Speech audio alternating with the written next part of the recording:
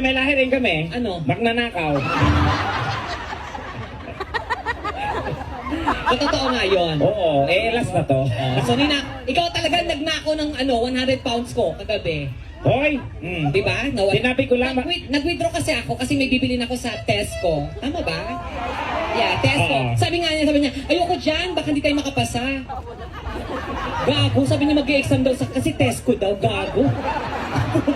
Nag-aaral siya ng 7-Eleven. 7-Eleven ang gusto ko, walang 7-Eleven. Ito na nga Tesco, sabi niya, ayoko dyan, papasok, mag-exam pa muna bago pumasok.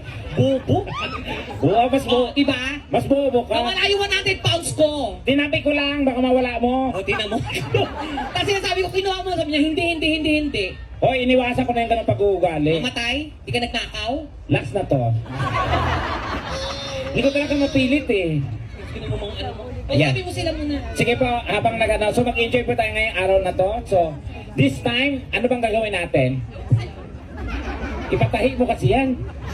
Ganyan talaga siya. Ah. Lang niya. Tignan mo yung suot mo, punyeta ka, parang bangus na nahuli.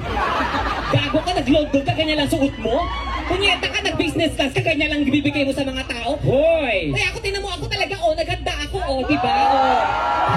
Pak, ganyan, pak, ganon. Yan ba ang gusto mo? Ito, naghanda rin ako. Pak! Bakit gusto niya makita yung tunay niyong ama? Kapal ang mukha mo? Oo. Alam mo, hindi, si Tekla po kasi, kahit anong suotin naman kasi niyan, hindi rin pinapansin ng mga tao. Sa totoo Oo, lang kasi po. nung nakita ko sa mannequin, ang ganda-ganda eh. Tapos? Nung sinuot ko, wala nang kwenta. Doon ko nataktanto na may mga damit pang mannequin lang. So, ibig sabihin, huwag ka na magsuot ng ganyan. O, sige. Pero alam mo, si Tekla po sa personal, maayos naman ang itsura, tama? Kasi Oo. okay naman yung ilong mo, maganda. Okay naman yung ilong ko, yung mata ilong ko. mo, hindi masyadong pango. Sakto Oo. lang. Yung mata mo, okay. Okay naman. Yung kilay. Kilay, okay naman. Yung Yung pisngi, lips. okay naman. Hindi lang talaga sila magkasundo. So, dapat, May mga gap. Minsan maayos naman si mata at saka si ilong, chinichismis nito. Wala din.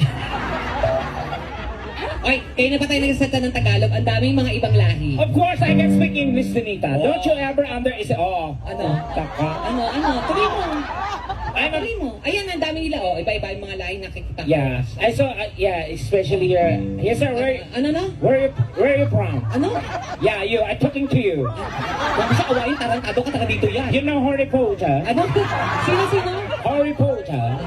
Harry Potter. Harry Potter is my brother. And? That makes my mother a Potter. So we are anak ng Potter. So, Potter. Potter, you know. No, hi sir, nice meeting you and is she your wife? Oh my God! Palakpakan naman natin isa namang Pilipina nakaahon sa kahirapan. Oy, sobra ka naman, Tekla. Did you know you are so lucky that you are married a Filipina? Why you say so? Because Filipina is the best wife in the whole wide world. You know what?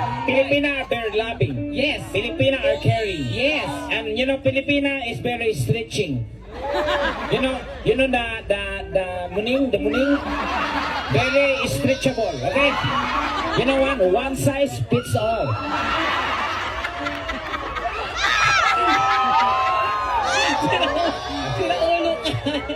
No, we are very accommodating. Yeah. We can accommodate all sizes. You know that? You love Filipina? Yeah, of course. How about as Filipino? You love? You must try as Filipino. Why? You wanna enter my Batcave? If you wanna go inside.